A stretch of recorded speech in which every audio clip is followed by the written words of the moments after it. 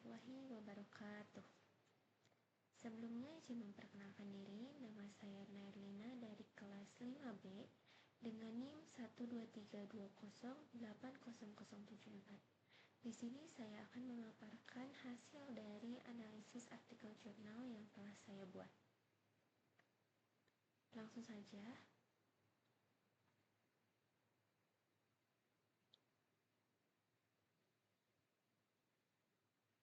Yang pertama ada identitas artikel. Judul artikel yang pertama itu Behind the Scan of Teaching Green, an Iterative Approach to Curriculum Design and Implementation in the General Chemistry Laboratory, dengan penulis Laura B. Armstrong, Mariana C. Rivas, J. Zhou, Michelle C. Delskay, Anne M. Barager pada tahun 2024 dan Journal of Chemical Education. Yang kedua ada Beyond Problem-Based Learning Using Dynamic PBL in Chemistry yang ditulis oleh Tina L. Overton dan Christopher A. Randles pada tahun 2013 pada Jurnal Chemistry Education Research and Practice. Yang ketiga ada Microwave Assisted Green Synthesis of Thiazolidine for 1 derivatives of effective on potent antiviral and antimicrobial activities yang ditulis oleh Neha Saini, Archana Sarma, Vijay Thakur, Sharam Pawas Makatsoris, Ansudandia Mahdulikya Bagat, Rajibka Tongfarabot pada tahun 2020 dan jurnal yang dipublish di Current Research in Green and Sustainable Chemistry. Selanjutnya ada permasalahan pokok. Nah, pada permasalahan pokok di jurnal pertama ini adalah kurikulum laboratorium umum belum sepenuhnya mengintegrasikan prinsip kimia hijau dan mahasiswa menjalankan eksperimen tradisional tanpa memahami dampak lingkungan dan konsep keberlanjutan. Yang pada jurnal kedua ini, pembelajaran kimia dengan model problem-based learning atau PBL sering bersifat statis dan kurang mencerminkan perubahan situasi nyata, sehingga kemampuan berpikir kritis dan pemecahan masalah siswa belum berkembang optimal.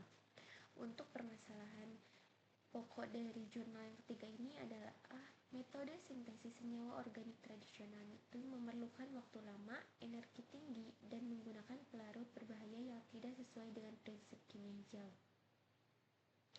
Selanjutnya, mengapa penting untuk diteliti untuk jurnal pertama ini? Karena pembelajaran laboratorium adalah tempat ideal untuk memperkenalkan green chemistry agar mahasiswa memahami tanggung jawab lingkungan dan berpikir sistematik sejak awal studi kimia.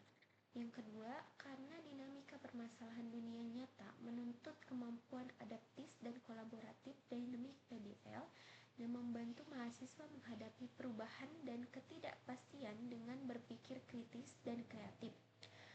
Untuk jurnal yang ketiga, karena penelitian kimia perlu mendukung keberlanjutan. Penggunaan gelombang mikro dapat menghemat energi dan mengurangi limbah, serta meningkatkan efisiensi sintesis sejalan dengan prinsip kimia hijau. Selanjutnya ada tujuan penelitian. Tujuan penelitian jurnal pertama ini untuk mengembangkan dan mengimplementasikan kurikulum laboratorium General Chemistry Green Curriculum atau GCI Kuadrat untuk menanamkan prinsip kimia hijau dan berpikir sistemik melalui pendekatan knowledge integration. Tujuan penelitian yang jurnal kedua ini adalah untuk mengembangkan dan menguji efektivitas Dynamic Problem-Based Learning atau DVBL dalam meningkatkan keterlibatan, motivasi, serta kemampuan berpikir kritis mahasiswa. Tujuan penelitian yang ketiga di jurnal ketiga ini adalah untuk mengulas dan menilai efektivitas metode sintesis berbasis gelombang mikro untuk turunan thiazolidine 4-1 serta potensi aktivitas antivirus dan antimikroba dari senyawa tersebut. Selanjutnya ada kerangka teoretik. Pada jurnal pertama, kerangka teoretiknya itu knowledge integration dan utilization focus evaluation digunakan sebagai dasar desain dan evaluasi kurikulum. Prinsip 12 Green Chemistry dan pendekatan sistem thinking menjadi orientasi utama. Kerangka teoretik pada jurnal kedua ini berlandaskan teori konstruktivisme dan problem-based learning dengan penambahan dinamika masalah untuk menciptakan pembelajaran aktif dan kontekstual berbasis sustainable development. Untuk kerangka teoretik pada jurnal ketiga adalah berdasarkan prinsip Green Chemistry, Anastas dan Warner pada 1998 dan konsep Microwave Assisted Organic Synthesis yang menekankan efisiensi energi dan pengurangan limbah kimia.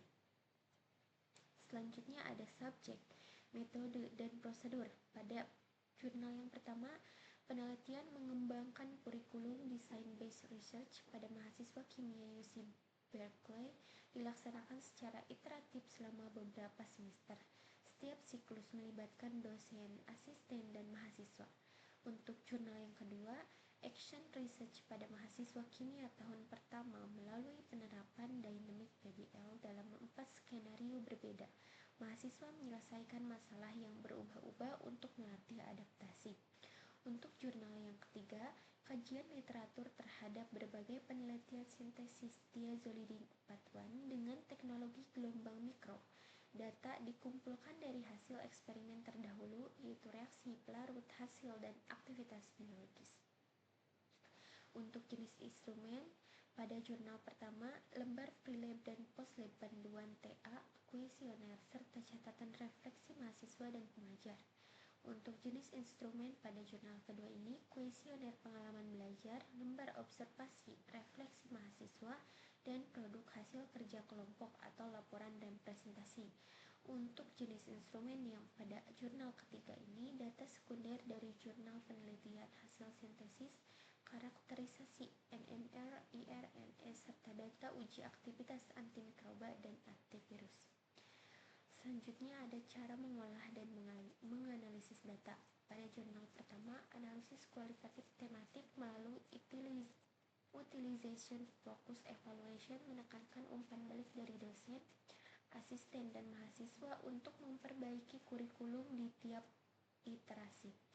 Untuk pada jurnal kedua ini, analisis kualitatif dan kuantitatif sederhana dari kuesioner dan refleksi mengevaluasi pengaruh dari VBL terhadap motivasi dan pemahaman konsep. Untuk jurnal yang ketiga, analisis komparatif antar literatur, menilai efisiensi metode sintesis antara waktu, rendemen, dan pelarut, serta potensi bioaktivitas dari senyawa hasil reaksi. Untuk selanjutnya ada deskripsi temuan dan kesimpulan. Pada jurnal pertama, implementasi GCA ini berhasil menumbuhkan kesadaran mahasiswa tentang kimia hijau dan berpikir sistemik, materi pre-lab dan post-lab, membuat pembelajaran lebih bermakna dan kontekstual. Pada jurnal kedua ini, Dynamic PBL meningkatkan motivasi kolaborasi serta kemampuan adaptasi mahasiswa terhadap masalah yang berubah dan pembelajaran menjadi lebih realistis serta kontekstual. Untuk jurnal yang ketiga, sintesis berbasis gelombang mikro memperpendek waktu reaksi, meningkatkan hasil dan mengurangi limbah senyawa yang dihasilkan yang juga menunjukkan aktivitas mikroba dan antivirus yang kuat. Untuk manfaat yang ditemukan yang diperoleh dari jurnal pertama ini menjadi model kurikulum laboratorium berorientasi keberlanjutan yang dapat diadaptasi di berbagai universitas. Yang kedua, memberikan inspirasi pengembangan pembelajaran kontekstual berbasis masalah dinamis di bidang kimia dan sains. Untuk jurnal ketiga ini menjadi referensi penerapan teknologi ramah lingkungan dalam sintesis senyawa bioaktif serta contoh penerapan prinsip kimia hijau di riset kimia organik. Selanjutnya ada research gap. Pada artikel pertama ini, belum adanya penelitian yang mengembangkan kurikulum kimia hijau dengan pengukuran kuantitatif seperti F-faktor, energi eksperimen, limbah rel, serta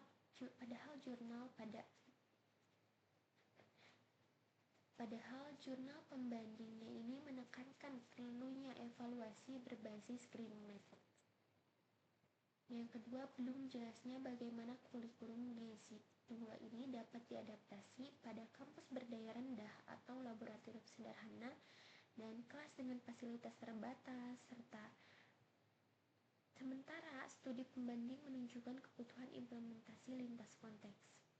Pada artikel yang kedua ini, belum adanya penerapan dynamic PBL pada konteks Indonesia seperti mahasiswa pendidikan kimia, sekolah menengah, walaupun jurnal pembanding menunjukkan bahwa PBL sangat efektif di konteks lokal. B. Belum adanya integrasi dinamik PBL dengan kearifan lokal, padahal penelitian Indonesia atau Paugia 2020 ini menunjukkan bahwa integrasi konteks lokal meningkatkan relevansi pembelajaran.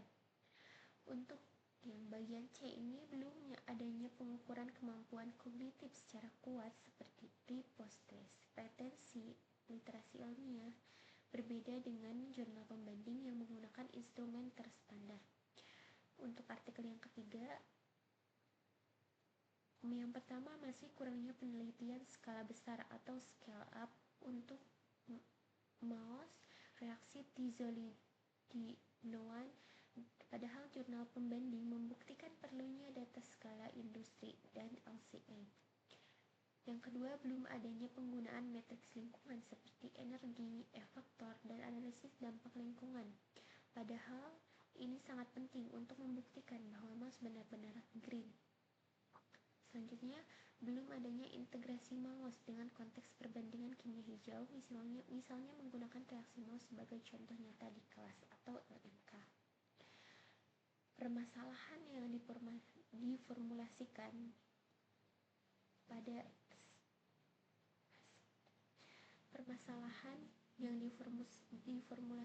dari research gap yang telah ditemukan itu, yang pertama, belum tersedianya perangkat pembelajaran atau LKPD ataupun modul berbasis green chemistry yang terintegrasi dengan PBL atau dynamic PBL menggunakan konteks kearifan lokal dan mendukung pengukuran keterampilan proses sains mahasiswa secara terstandar.